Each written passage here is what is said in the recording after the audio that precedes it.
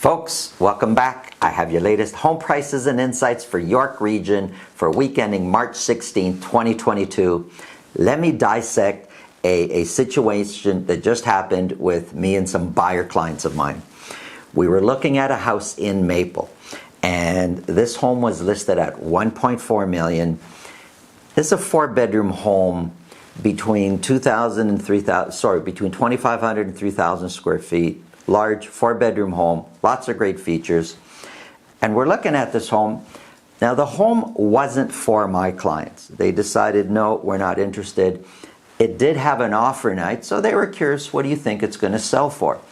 Even though they weren't interested in buying and they weren't interested in competing an offer night, nothing like that. But they asked, what do I think it's going to sell for? And it's very, very clear with the bunch of activity in this pocket of Maple that this home would sell on the low end for 1.9.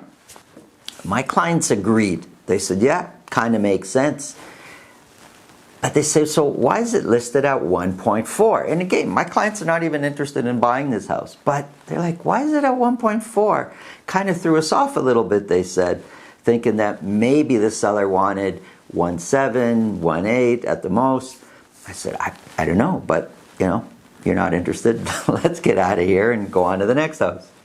Well, offer night came, and I was in communication and speaking with the listing agent to find out some of the features. And so offer night, they had 5 offers.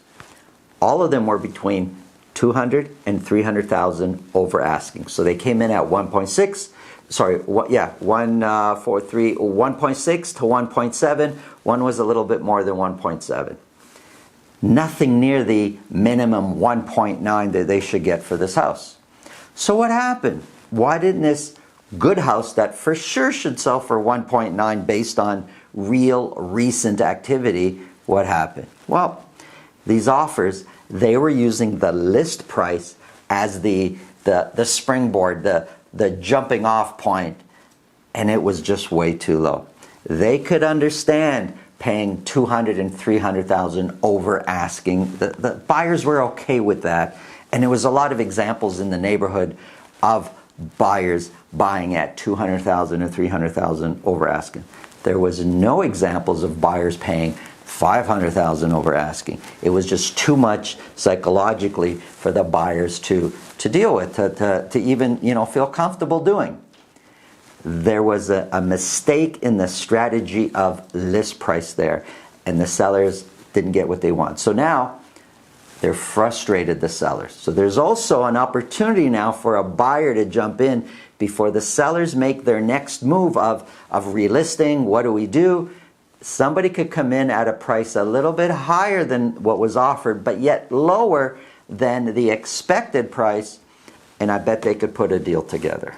Anyway, strategies on both sides here. For the buyer side, somebody could buy something at a great price, mistake on the listing price, and it hurt the transaction. If you feel this information could help anybody please pass this video along. Let's get into the numbers.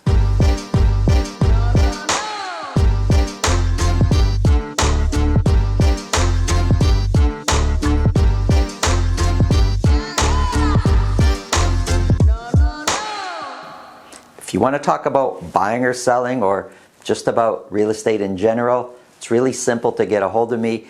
In the description below this video, there's a link to my calendar. Click on that, book a time that's convenient for you.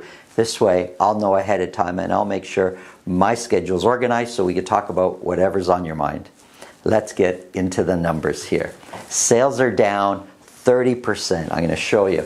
So we're starting with Vaughan, Detached Properties.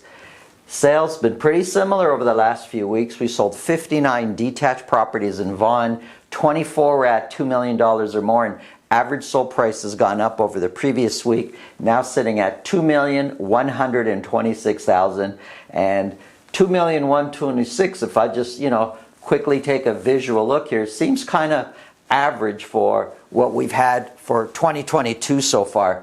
Compared to a year ago, it's 18% higher than what it was last year at this time, and median price is 23% higher what it was a year ago. When we look at sales of the 59 that sold, 73% sold at list price or more. And I've said there's been a shift. We've been talking about it for a few weeks now, and there's some opportunities appearing. Well, we went from 91% selling at list price or more to 73% selling at list price or more. That's a big change, and that's where there's, where there were no opportunities to now there's 1, 2, 3 homes that could have been bought at a decent price or didn't sell on offer night. Look at year-to-date sales though. We are 23% lower this year than last year's sales, January 1st to March 16th. That's a huge difference in activity, 23%. Listings are down 14%, and months of inventory came down just by a little bit. It's now sitting at 0.7 months of inventory. So still, very competitive market. Prices are still going to, kind of maintain where they are, but they could come down a little bit. They could go up a little bit. Let's look at Richmond Hill. Sales have been similar for the last 3 weeks. We sold 45 detached properties. 20 of those were at $2 million or more. Average sold price has come down. It's come down for a couple weeks in a row now, sitting at $2,010,000. Now, $2,010,000 is 10% higher than what it was last year at this time. And the median price is 8% higher than what it was a year ago. When we look at sales, of the 45 that sold, 80% sold at list price or more. But look at the sales to date. We're 22% lower than where we were last year. So from January 1st to March 16th, 22% less sales. That's a big piece. There's a lot of activity not on the books this year that was on the books last year. Listings are down year to date by 7%. And when we look at months of inventory, stayed the same, sitting at 1 month of inventory. And average days on market is 10 right now. Let's look at Markham. We sold 43 detached properties in Markham last week. 16 of those were at $2 million or more. And average sold price is below $2 million. It's weird that I even say that it's below $2 million. Like, oh my God. Well, it's sitting at $1,907,000. 1907 is 11% higher than what it was last year at this time, and median price is 15% higher than what it was a year ago. Let's look at the sales. Of the 43 that sold, 86% sold at list price or more.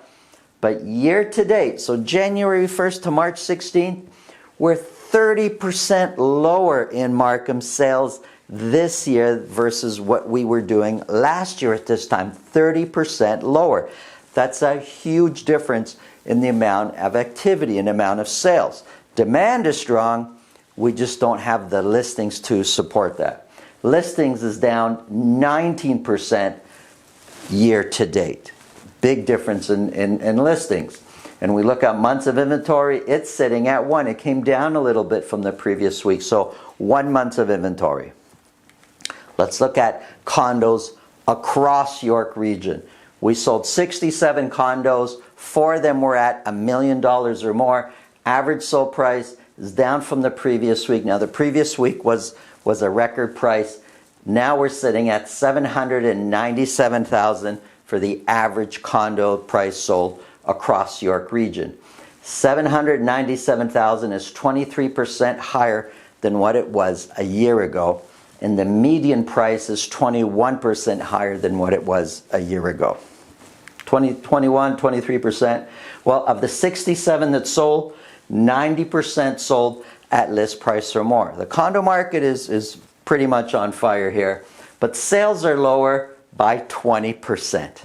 20% less sales. That's a big number. Listings are up 6%. So you figured if listings were up, why aren't we doing more sales? Months of inventory is up. We're sitting at 0.7 months of inventory. So still very competitive. When I show the average months of inventory, look, we've got 1 month for Richmond Hill and Markham, 0.7, 0.7, Vaughan, York region. I mean, look, it's still a seller's market. I feel I have to say that because when we talk about shifting, we're grasping for straws. Any little change in the market is so important, especially if you're looking to buy now. And if you're looking to sell, I mean, if your neighbor sold for 2, you want to sell for, you know, 2,050,000, you want to do a bit more, but sometimes in some situations it's a bit less, and if you struggled in buying, that extra 50,000 or 100,000 could be a huge difference, especially for qualifying for mortgage. And all these little differences make a difference to the seller and the buyer, and that's why I bring them up. Again, if you feel this information could help anybody you know, pass the video along, consider subscribing, and thanks for watching.